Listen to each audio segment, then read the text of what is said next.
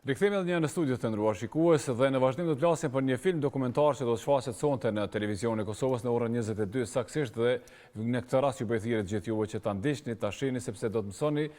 ju që e keni përjetuar sigurisht do të riktheheni përjetimeve të asaj kohe të 20, 21 vjet, 22 vjet më herët për shembull, ose fëmijët, gjeneratat e reja do ta mësojnë një të kaluar të dhimbshme të historisë së popullit tonë. Është filmi dokumentar Drenusha që i kushtohet një personazhi me të njëjtin emër, pra është Drenusha, një vajzë që kishte përjetuar një tragjedi të jashtëzakonshme, sigurisht familjare, mirë po edhe vetë kishte kaluar nëpër një kalvar të vështirë. Sot është mirë fatmirësisht edhe po ma tregon edhe profesori historinë e saj. Është Nusret Pllana, autori që e kemi në studio dhe që sigurisht do të na tregon edhe për dokumentarin edhe për mënyrën se si u takua me Drenushën, me atë vajzën atëherë të vogël 6 vjeçare. Profesor, mirëmëngjes, mirë se erdhët. Mirëmëngjesi. Mirë se u gjeta. E vështirë të flasësh për tema të tilla, por është një punë jashtëzakonshme që ju po e bëni sigurisht edhe për gjeneratat e sotme, por edhe për gjeneratat që vijnë, që ta mësojnë edhe në këtë formë historinë e popullit tonë apo jo. Pikërisht ashtu është. I nderuar Egran, edhe ky film i 41 me radhë i Nusret Pllanës dhe jo vetëm i Nusret Pllanës, sepse asgjë prej të gjitha këtyre veprave që pothuajse janë qindra, vepra publicistike dokumentare dhe prej tyre dhe 41 film, ky i 41 thjesht kanë të bëjnë me mosharresën e kujtesës historike. Ju e dini mirë se më keni përcjell veprimtarinë time, pothuajse që 20 vjet rresht edhe si medium, për çka dhe ju falenderojmë publikisht. Insistimi im, qëllimi im, përkushtimi im, vullneti im, i jashtëzakonshëm do të thoja ka qenë prej mbarimit të asaj lufte gjenocidale, kur ka marrë nga malet e Berishës në Prishtinë, unë nuk kam rreshtur së punuari për të finalizuar këto vepra të kujtesës historike, sepse të gjithë e dim që në një farë forme e kemi defekt gjenetik harresën e kujtesës historike. Por në funksion të mos harresës është edhe kjo dhimbje e madhe e një vajze e cila të botë ka qenë vetëm 6 vjeçe, Drenush Gashi, fshatit Qabiq të Klinës, dhe cila përjeton një tragjedi edhe personale dhe familjare, sepse në fshatin Qabiq të Klinës, kur janë bërë granatimet e pushtuesit serb, të forcave pushtuese ushtarake, policore dhe paramilitare serbe, në fshatin Qabiq, pra më 7 prill të vitit 1999 saktësisht, janë vrarë 11 civil të atij fshati nga granatimet e tyre, edhe një fëmijë i posalindur Bledar Gashi vdes si pasojë e plagosjes së nënës së tij shtatzën në muajin e 9 të shtatzanisë. Që janë familjar të që janë familjar, po, përgjithësi ata janë edhe kushëri edhe kujshi, 11 edhe 10 kanë qenë të plagosur. Me një fjalë, është një datë tragjike, shumë e përgjakshme, e cila nuk bën në asnjë mënyrë të harrohet dhe prandaj unë me ekipën time që i falenderoj publikisht kam punuar pothuajse në mënyrë sistematike 12 vite. Po ju e keni përcjell rritën, zhvillimin e sfidat e Drenushës për 20 vjet apo jo, edhe këto edhe jo po pikërisht ashtu. Në dokumentar. Po do më ndal te takimi me Drenushën. Ju ishit atëherë në zonë lufte edhe zëri juaj normalisht kujt nuk i kujtohet. Po cili ishte takimi po? Si u takuat me Drenushën? Kur kuptuat për historinë e saj? T'ju them të drejtën, unë e falenderoj kameramanin e Radios Kosova e Lirë, Gazmend Elshanin, i cili është kontribues i jashtëzakonshëm sepse ka bërë gjerime të shumta gjatë asaj periudhe që kanë qenë tepër të nevojshme, tepër domosdoshme për të lënë gjurmë në kujtesën historike, sepse po të mos bëheshin fotografime, gjerime edhe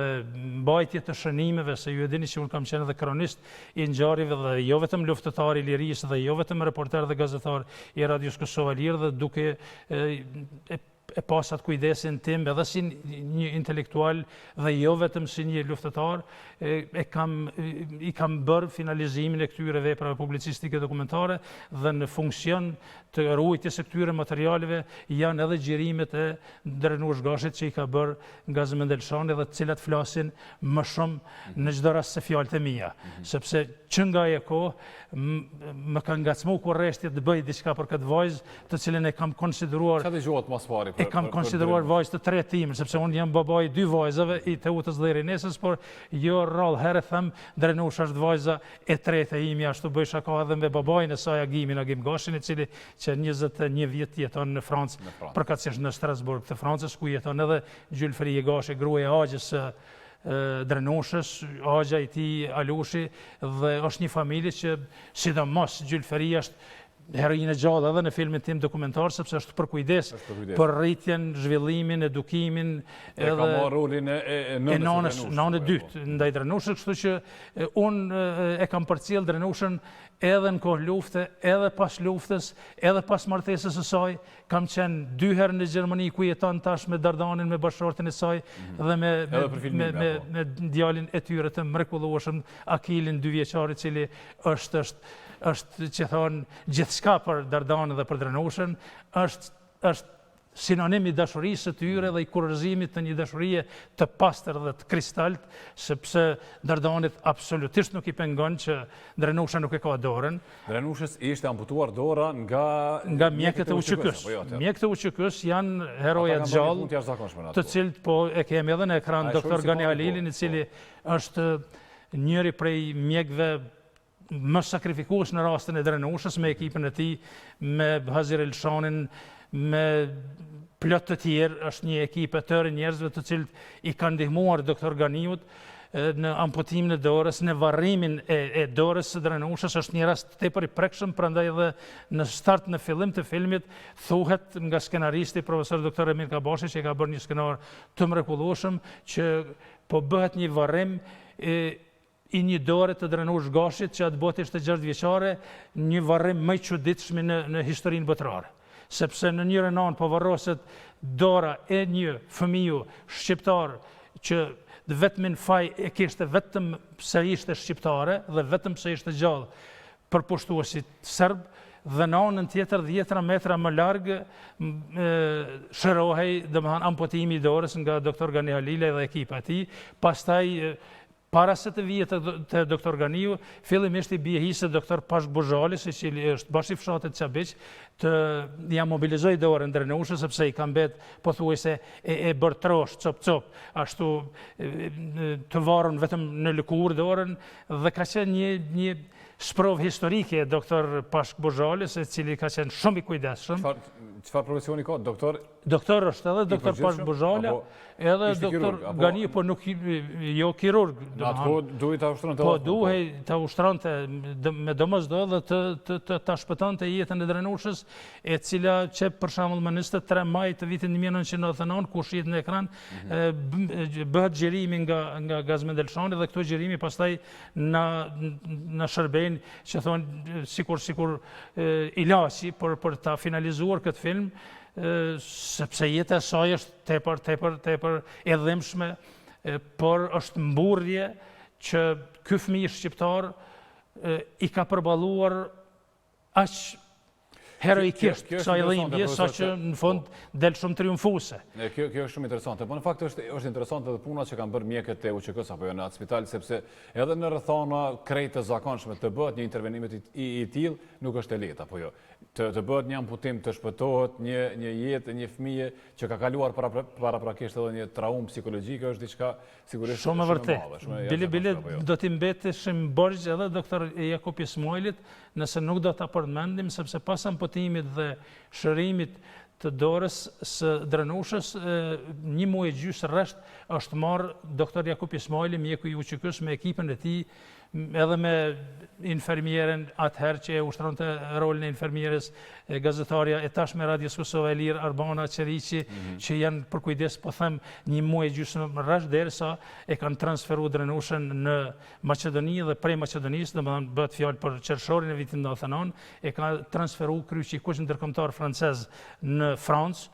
përkatësisht në Strasburg, ku atje jeton 18 vite, shkollohet, edukohet, rritet, kulturohet, vjen çdo vit në Kosovë, në vendin e saj. Drenusha me familje jeton në Francë? Po, jeton atje me babajin Agimin, me një baba të mrekullueshëm që është për kujdes në vazhdimsi dhe me një heroizëm të pashaq, domethënë i ka rrit, i ka eduku dhe ka bërë që këto vajza të mos e ndjejnë në një farë mënyrë mungesën shumë të madhe dhe tepër të madhe edhe të nënës, sepse gjylferia, thash edhe më herët, ka qenë dhe ka luajtur rolin e nënës së dytë ndaj këtyre dy vajzave, sepse nëna e Drenushës Fatimja, e vetmja motër e 5 vëllezërve dëshmor të familjes Demakut të Abris, vritet atë ditë, edhe i vritet vllau Birgeti bashkë me djalin e saj, kështu që jeta e tyre është tepër e dhimbshme, tepër interesante, por në fund edhe triumfuese. Gjithsesi do t'i mbetesha borxh zotëria Gran edhe sponsorëve të këtij filmi, sepse unë të thash më herët, 12 vite kam bërë derisa e kam përfunduar këtë film vetëm në mungesë të mjeteve financiare për fat keq, edhe pse ju kam bërë kërkesë në vazhdimsi institucioneve tona, ama bashkur një cent dhanë se kanë për këtë projekt. Kështu që institucionet se kanë përkrah këtë film? Nuk i kanë përkrah, asnjëherë. Kjo është e dhimbshme, por është realitet i hidhur. Gjithsesi kështu që përmendni lirisht ata që ju kanë ndihmuar për filmin. Po pse mos mi përmend, është e ndershme, janë sponsorët kryesorë të këtij filmi, kurbetçarët tanë që jetojnë dhe punojnë në Suedi, Labinot Demalia dhe Bekim Jetullahi. Edhe pse nuk kanë mund ta mbulojnë, domethënë, komplet filmin, ata me më shumë se 50% i kanë mbuluar shpenzimet e finalizimit të këtij filmi, ndërkaq pjesën tjetër për fat keq Nusret Pllana prapë duhet me fut në kredi dhe me mbuluar shpenzimet e këtij filmi, sepse kemi bërë shpenzime të jashtëzakonshme, kemi qenë thash 2 herë në Gjermani, 1 herë në Francë me tërë ekipën time, edhe një përkrahje të jashtëzakonshme na e ka bërë edhe konsulli i Republikës Kosovës, që meriton ta falenderojmë publikisht Kadri Dakaj në Strasburg, Francës, i cili në banesën e tij na ofron strehim për një javë rresht derisa i kemi kryer xhirimet e këtij filmi, xhirimet finale. Pastaj meriton një falënderim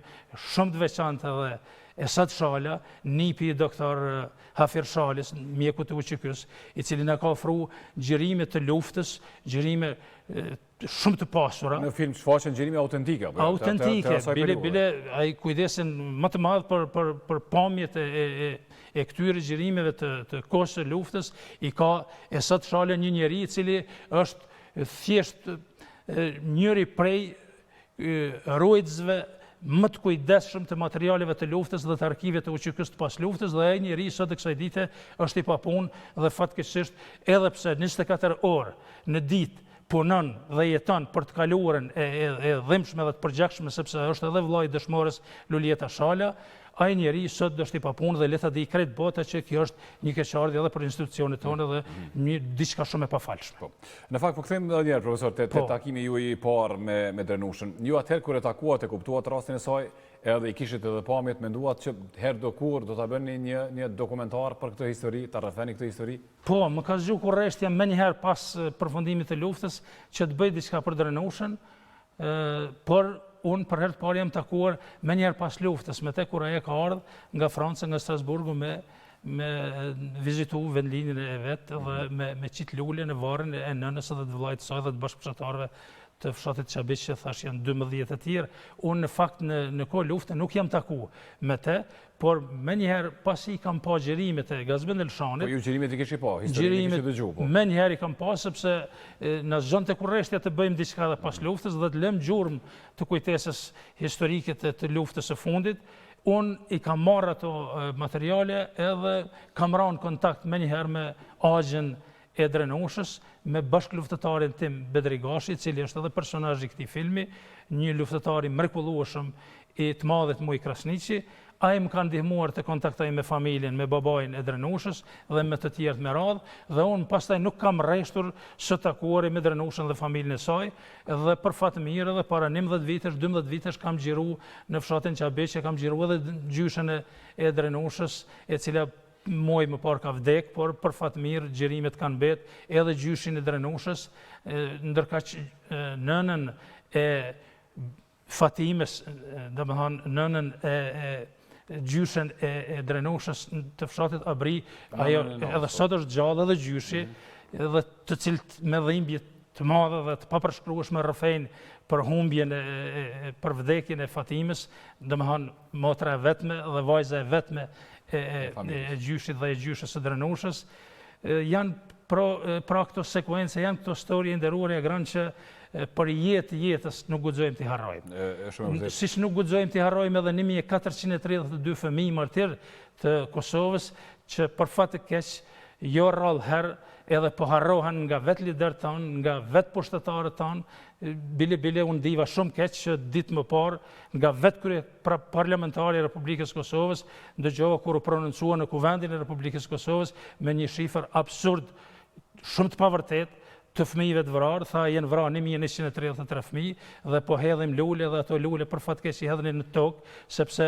për 1432 se nuk janë 1133, por unë me 18 nëntor të vitit kaluar me bashkë autorin tim Anëm Shajlazi e kam promovuar librin anglisht shqip për vrasjen e 1432 fëmijëve martirë të Kosovës. Dhe nuk guxojnë të abstrahohen që fëmijë vrarë. Ti referon shifrave të Po dhe e shef në çfarë gjendje kemi ardhur si shtet. Nuk jemi në gjendje ti përkujtojmë dhe ta qesim një guri, një përmendore, një obelisk, për cilin obelisk ju e dini që kam punuar shumë dhe ende nuk është finalizuar tek aeroporti ndërkombëtar të Mjeshari dhe të hedhim lule aty ku hedh bota, pranë gjakut dhe emrave të fëmijëve tanë martire. Jo 1133, po janë 1432, le ta di krejt bota që nuk janë pak fëmijë. Janë ma shumë se 10% fëmijëve të vrarë në luftën e fundit gjenocidale dhe vetëm për këta fëmijë është dashur që Serbia fashiste të dënohet dhe të akuzohet për gjenocid. Në fakt është një histori që nuk duhet të harrojmë asnjëherë dhe duhet t'u tregojmë sigurisht edhe gjeneratave që vinë. Po nëse dikush profesor se e di që ju do ta shfaqni sigurisht edhe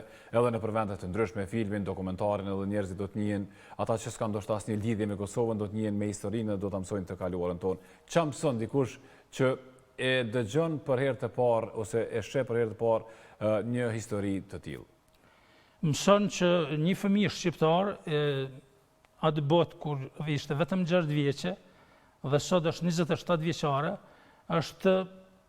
aq inteligjente, aq nën e mirë e akilit të vogël, aq bashkëshorte e shkëlqyeshme e Dardan Morinës, se thash Dardan Morinë është një heroj gjallë i cili përkujdeset jashtëzakonisht shumë për Drenushën edhe pas martesës, edhe pas lindjes së akilit. Janë punëtorë të jashtëzakonshëm këta dy bashkëshortë, është shembull pothuajse i pashembull në historinë e fundit, në fund shekullit 20, që këta dy të rinj të dashurohen dhe ta finalizojnë atë dashuri me fëmijën e tyre, me akilin të cilin e kanë gjithçka në jetën e tyre dhe që sot Drenush Gashi është një vajzë, një grua shumë e përkushtuar për jetën, e flet bukur frëngjishten, e flet bukur gjermanishten, e flet bukur shqipen se harron sepse çdo vjet që thash vjen e viziton vendlindjen e vet dhe prandaj opinioni përparlamtar evropian dhe botëror. E mëson edhe historinë e Kosovës, e mëson edhe historinë e përgjakshme dhe shumë dhimbshme sepse Drenush është sinonim i dhimbjes edhe i vrasjes së 1432 fëmijëve shqiptar të pafajshëm. Është sinonim i përgjakjes së krejt popullit shqiptar në përgjithësi dhe i atij të Kosovës në veçanti. Kështu që Drenusha jam i bindur që do ta zgjaj kurreshtin edhe të skenaristëve dhe të regjisorëve më të njohur, madje edhe të atyre të Hollywoodit, që ky film të shndërrohet në një film artistik, sepse ju betohem, po të kisha pas përkraje nga institucionet tona, kompetente, që këtë film ta bëj film artistik, me garancian e kisha marrë 90% që do të fitonim edhe çmimin Oscar përmes këtij filmi, sepse është një temë tepër interesante. Kështu që nuk përjashtohet mundësia që pasi të shfaqet sonte në ora 22, që ju bëj thirrje gjithë shqiptarët kudo që janë, mos të lëshojnë këtë rast pa pa këtë film, sepse është pjesë e dhimbjes dhe e lirisë Kosovës, dhe të binden që pa derdhin e gjithë këtij gjaku lum nuk do të mund ta fitonim lirinë, dhe kjo liri nuk në ka ardhur dhurat, por thjesht nga gjaku i derdhur i djemve dhe vajzave tona më të mira dhe nga përkrahja e bashkisë ndërkombëtare në veçanti të Shteteve të Bashkuara të Amerikës në krye me NATO-n dhe jemi ku jemi, prandaj domosdo që duhet t'i përkujtojmë me libra, me filma, me arkiva, me dokumenta, me fotografi, me xhirime, sepse tash edhe më herët harresën e kemi defekt gjenetik. Në fakt e mira gjithë kësaj profesor është që, siç e përmendët edhe ju disa herë, që Drenusha sot jeton me familjen e saj në një vend që i ofron mundësi, apo jo? Jeton në bën të Gjermanisë, bëj një jetë mrekullueshme. Edhe jeton nga puna që bën vetë. Nga puna që bën vetë, po. Tash nga dora që ja kanë amputuar mjekët e uçkës, pas 6 muajsh, pas i ka shku në Francë, mjekët francez, të cilët i falenderan edhe Drenusha në gjuhën frenge, për kujdesin e tyre të jashtëzakonshëm meritojnë mirënjohje nga shteti i Republikës Kosovës, sepse kujdesen aq mirë dhe aq me përkushtim e bëjnë atë përkujdesin ndaj një fëmijë shqiptar, saqë çdo 6 muaj ja ndrojnë protezën. Dhe sot Drenusha pothuajse nuk e ndjen fort mungesën e dorës, nga se e ka protezën, ja ndrojnë protezën. Sigurisht edhe në Gjermani që jeton që 4 vjet me bashkëshortin e saj Dardanin, mirë po është me interes që ta dim se Drenusha tash punon dhe jeton nga puna e saj, nga puna e Dardanit dhe bashkëshortit të saj. Drenusha punon në një institut për mbikëqyrjen e pleqjve në Gjermani, përkatësisht në Bonn të Gjermanisë, e vozit veturën të cilin ja ka dhënë dhuratë babai i saj ditën e martesës, dhe nuk i pengon fare që nuk e ka dorën, e çon në qerdhe çdo ditë akilin e vogël, shkon e merr, e bëjnë një jetë shumë të organizuar, e kanë blerë shtëpinë para 3-4 muajsh me djersën dhe me mundin e tyre, dhe i kam vizitu edhe në shtëpinë e re, dhe u kam bërë për hajrë me ekipën time realizuese, me cilatin Pllannën, kameramanin e njohur, teoretikës kolegun e juaj, me Gramos Salihun, gjithashtu me producentin përgatësisht kolegun tim me të cilin po punoj në vazhdimsi për realizimin e këtyre filma, por gjithsesi do t'i mbeteshim bërgj edhe disa kameramanëve të tjerë që janë thjesht edhe kontribues të këtij filmi, e që janë ish i ndjeri shoku im Hasan Gashi, kameramani i pas luftës, sa në vitin 2011-2012 me mu ka qenë bashkë në fshatin Qabish dhe i kemi bërë gjërimet me familjen e Drenushës, pastaj edhe Edon Mustafa, kameramani i djali i mrekullueshëm i Baki Mustafës, një veprimtare shumë të njohur çështjes kombëtare në Stuttgart. Me një fjalë janë 5 kameramanë të cilët kanë kontribuar që ky film të realizohet kaq sukses. Mirë, falenderoj për gjithë ekipin që kanë punuar për këtë dokumentar. Edhe do ta shohim sonte sigurisht, do ta mësojmë këtë histori, kështu që si e rrëfyet po duket edhe më interesante edhe mezi po presim ta ndjekim sonte në transmetim në orën 22, pra e tham edhe më herët në televizionin e Kosovës. Shumë faleminderit profesor që ishit sot në studion e programit. Me kënaqësi, faleminderit dhe juve. E mbyllim këtu të nderuar shikues, po shkputemi tani nga studia e programit të mëngjesit, po shkojmë në kanalin e tretë për ta ndjekur edhe edicionin e tretë të lajmeve për ditën e sotme.